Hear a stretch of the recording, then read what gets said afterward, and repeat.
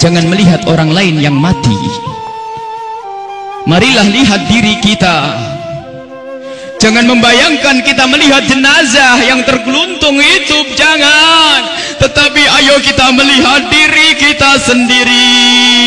Di usia berapapun Anda, maka lihatlah diri Anda saat itu. Anda akan dicabut nyawa Anda. Dan setelah nyawa dicabut, lihat, Anda akan bergeluntung di ruang tengah. Kita akan bergeluntung di ruang tengah. Ditutupi satu kain, kita tidak bisa berucap. Yang suara kita lantang dulu ternyata saat ini sudah tidak ada lagi. Yang biasanya gunjing orang sekarang giliran digunjing dan dia tidak bisa membantahnya. Dan begitu seterusnya.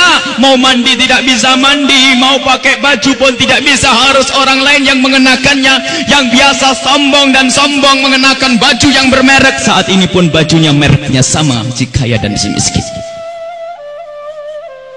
Dan ketahuilah, Anda, saya, semua yang katanya saudara-saudaranya mencintai, bapak ibunya mencintai, anak-anaknya mencintainya, ternyata kita pun tidak boleh ditinggal di situ lebih dari 3 hari. Sebab kalau lebih 3 hari Anda kami busuk, bau kita tidak enak. Apa yang harus kita sombongkan di dalam hidup ini jika ternyata setelah nyawa dicabut 3 hari setelah itu kita busuk?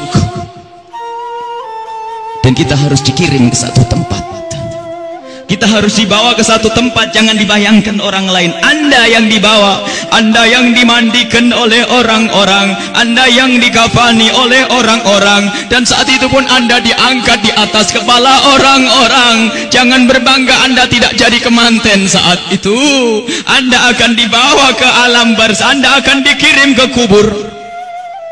Sadarlah saat itu Anda di atas kepala manusia dan hanya Anda mendengar suara yang indah jika Anda ahli iman. Orang yang bersama kita mengucapkan kalimat indah, La ilaha illallah, La ilaha illallah, La ilaha illallah, La ilaha illallah, La ilaha illallah. Ketahuilah, jika ahli iman yang dibawa di atas kepala manusia mendengar la ilaha illallah, terhibur hatinya dan alangkah bahagianya. Akan tetapi jika dia bukan ahli iman, dia akan menyesal, kenapa aku tidak bisa mengucapkan la ilaha illallah di hatiku. Dia akan dikirim ke alam barzah. Anda, kami akan dikirim ke kubur. Dan kita pun dibawa oleh orang-orang, sadarlah. Dan setelah kita sampai di kubur, orang-orang ternyata sudah menyiapkan kita liang lahat. Di situ telah digalikan oleh orang-orang buat kita. Dan tidak lama kemudian orang ada yang memeluk kita, ada yang merangkul kita, dan itu ternyata rangkulan untuk melepaskan kita di kubur. Kita akan dibawa, dimasukkan ke kubur dengan pelan, dan dimasukkan ke kubur dengan pelan. Mana kasur empuk yang pernah kita bangga-banggakan, mana mobil mewah yang kita bangga-banggakan, mana rumah megah yang kita bangga-banggakan itu. Jika ada yang berpesan kepada anak istrinya, tolong bawakan aku bantal yang empuk, tidak akan dibawakan, karena itu bukan milik Anda lagi. Anda tidak berhak lagi memiliki itu semua. Dan yang akan Anda bawa justru yang pernah Anda berikan di saat Anda hidup, bukan yang Anda simpan. Anda akan masuk liang lahat. Sadarilah ini.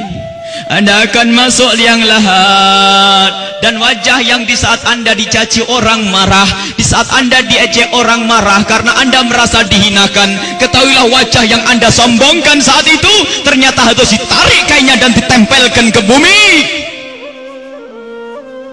tanah asal kita, ditempelkan kita ke bumi.